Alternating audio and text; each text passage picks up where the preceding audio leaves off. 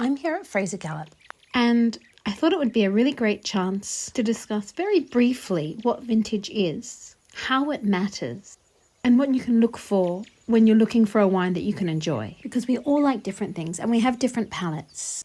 And whether a year is cool, warm, or classic or typical of a region can really play a part in terms of what you should be looking at buying and what you should be looking at buying and drinking now or drinking in the future. So I've taken a few minutes to chat with Clive Otto, the winemaker, or he's taken a few minutes to chat with me very kindly. And we've tasted a few back vintages. We were part of an event called Vintage Matters on a beautiful, beautiful spring day. And I hope you enjoy this as much as I have. Now, this was filmed during an event in the vineyard, so please forgive me for the background noise. There's a little bit of wind and a bit of music on the breeze. Listen carefully to Clive's words because they are very, very informative. Let's talk vintage. Yeah, so today's exercise is comparing cool, warm and classic vintages. The cooler years you tend to get, as a late start, much more acidity in the wines, more finesse, more elegance. In the reds, probably a bit less colour, a bit less tannin. And in the warm years, you get that real concentration of skin to use ratio in the reds, so you get much darker wine, more concentrated, more alcoholic, less acid. In the Chardonnays, same thing, you get more acidity in the cooler vintage, generally less alcohol, and in the warmer years, more alcohol, lesser acidity. So if you're looking at aging your wines, I would be collecting more from the cooler years because they seem to age a lot better than the warm years. Yeah. So to recap, if you would like to cellar your wines, very often a cooler vintage is better for cellaring because of that acid profile and the flavour characteristics. Let's taste some of the wines. So the 2021 Parterre Chardonnay was a cool vintage, and there's plenty of oyster shell minerality, lemon zest, whetstone, a hint of spice, white pepper. The acid is more structured and mouth-watering. I think this would be great with seafood, prawns, crustaceans, that kind of thing. The 2018 is a classic Margaret River vintage. It's just incredible. There's grapefruit, flintiness, preserved lemon, white nectarine. There's a real generosity of fruit, yet there's precision and purity, incredible length, minerality, chalkiness, acid drive. It's vibrant. It's a perfection vintage. And there was lots of Marri blossom this year, which meant there was less bird pressure on the vines. It's just delicious. White florals. You can drink now, or you could age this a little while. The 2020 is the warmest of these vintages, and so the fruit is a little bit riper, it's a little bit fleshier, it's richer, it's got more of an opulent nose, there's still some of that flintiness and much more breadth on the palate. I even get a little bit of banana, white pear, texture, struck match, very ripe yellow nectarine, a little bit of spice, maybe young pineapple, a hint of green mango. I could go on, but this is delicious, and this is something that I would really say to drink soon. It's a drink now kind of wine, as opposed to possibly the classic, which would be drink now or cellar, or that earlier, cooler vintage, which would be ideal. I mean, you could cellar that for 10 to 12 years. Where does the boundary lie in regards to what is cool, what is classic, and what is warm, at least in Margaret River? Okay, so the way we've classified it is we've compiled 20 years of records from Fraser Gallop, and we've gone, this is the picking date for Chardonnay.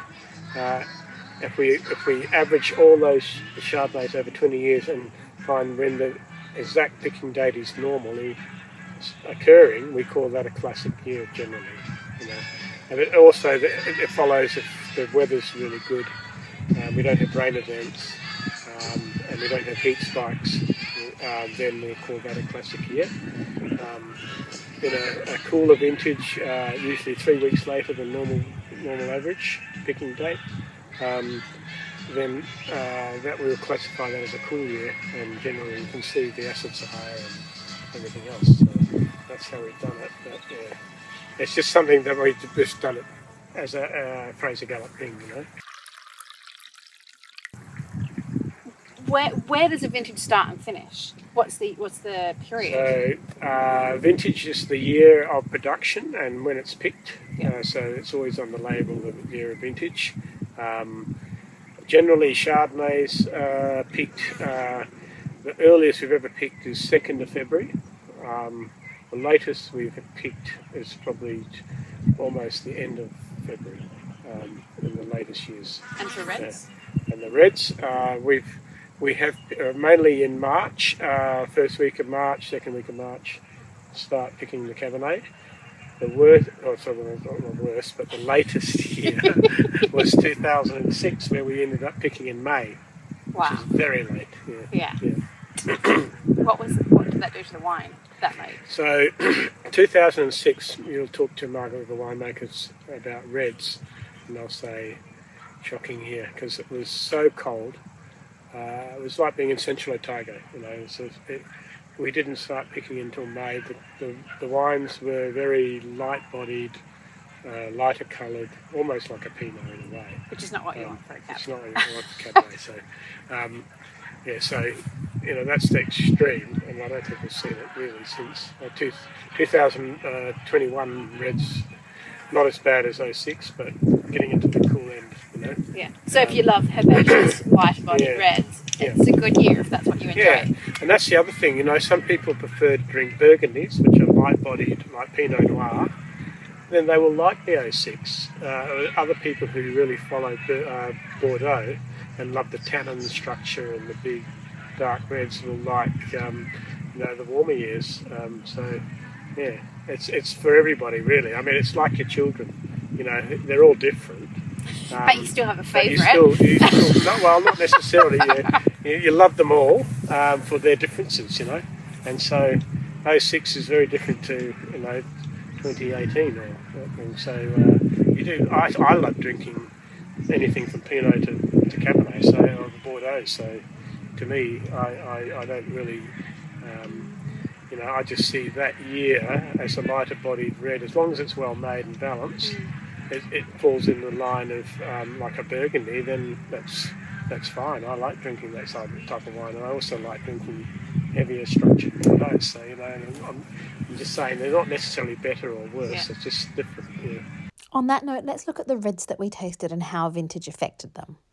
The 2017 Parterre Cabernet Sauvignon is beautifully perfumed, slightly more herbaceous, floral, elegant, lots of red fruits, restrained. It's got a bit of thyme, very chalky integrated tannins with a great acid drive, and it's slightly paler in colour. This was the cooler of the three vintages. The classic vintage is 2010 that we're looking at, and it's mulberry, ripe fruit, just beautiful and pure, almost slightly smoky note as well. It's fragrant with spices and churchy notes of clove and frankincense. It's got a rounder mouthfeel, broader tannins, but like velvet and silky, incredible length, purity of fruit, plum, light pepper, slight graphite, a little bit of kelp and salinity.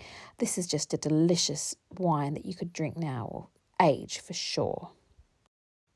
And then the 2011 is significantly riper fruit, leaning towards jammy, but definitely not getting to that spectrum. But nice ripe strawberry and red fruits, graphite, menthol on the palate, great tannins, slightly less silky than the 2010, and a little bit sinewy, incredible length, dried herbs. It's resinous, red earth. It's drinking really, really well right now. So I suggest if you do have a bottle of this at home to crack it open.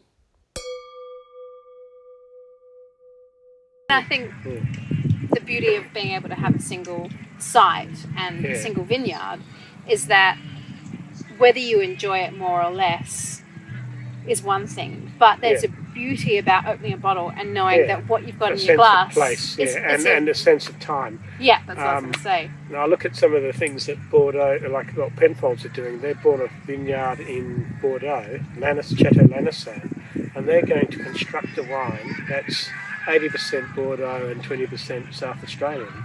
To me, that's sort of a little bit weird. Like to try and make a wine every year from different places to make it like I almost call it like a Coca-Cola wine, because you're trying to create a Coca-Cola recipe from using different vineyards, Whereas on a single vineyard, you're exposing all the warts and all of vintage variation.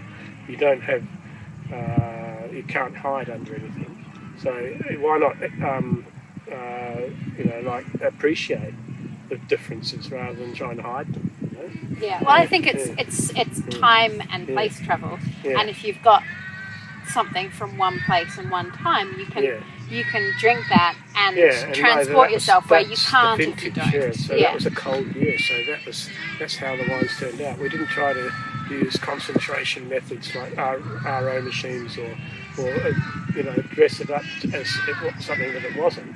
We actually trying to appreciate the differences, and not hide it.